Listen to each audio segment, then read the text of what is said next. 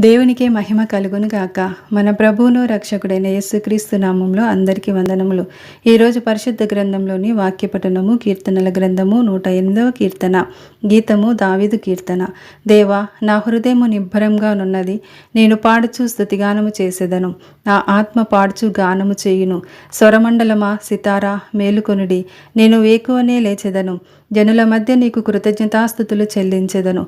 ప్రజలలో నిన్ను కీర్తించెదను. యెహోవా, నీ కృప ఆకాశము కంటే ఎత్తైనది. నీ సత్యము మేఘములంత ఎత్తుగానున్నది.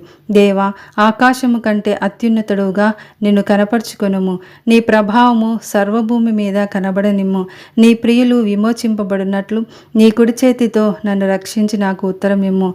తన పరిశుద్ధత తోడని దేవుడు మాట ఇచ్చి ఉన్నాడు. నేను ప్రహర్షించెదను, షెకెమును పంచిపెట్టెదను. సుక్కోతు లోయను కొలిపించెదను. గిలాదు నాది, మనష్షే నాది. ఎఫ్రాయిము నాకు శిరస్త్రాణము, యూదా నా రాజదండము. మోయాబు నేను కాళ్ళు కడుగుకొను పల్లెము. ఎదోము మీదికి నా చెప్పు విసిరివేయుదును. ఫిలిష్తీయను బట్టి జయోత్సవము చేసి ఉన్నాను. కోటగల పట్టణంలోనికి నన్ను ఎవడు తోడుకొని పోవును? ఎదోములోనికి నన్నెవడు నడిపించును? దేవా, నీవు మమ్మును విడనాడి ఉన్నావు గదా. దేవా, మా సేనలతో కూడా నీవు బయలుదేరుట మానియున్నావు గదా.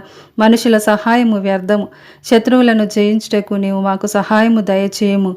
దేవుని వలన మేము శూరకార్యములు జరిగించెదము. మా శత్రువులను అనగద్రొక్కువాడు ఆయనే. ఆమెన్.